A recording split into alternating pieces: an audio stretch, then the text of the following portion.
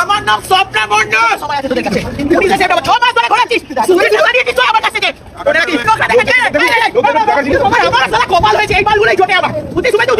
নমস্কার, আমি কাঞ্চনা মৈত্র। আপনাদেরকে কিছু কথা আমি আজকে জানাতে এলাম।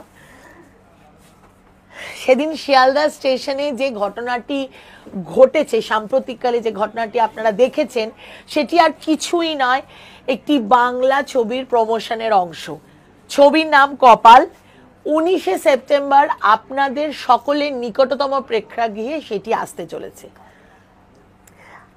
কারোর, বিশ্বাস করুন, অনুভূতিতে আঘাত দেওয়া আমার বা আমাদের টিমের কোনো উদ্দেশ্য ছিল না। তবুও কারোর অনুভূতিতে যদি আঘাত লেগে থাকে, আমি কাঞ্চনা মৈত্র আপনাদের কাছে হাত জোর করে ক্ষমা চাইছি, হাত জোর করে।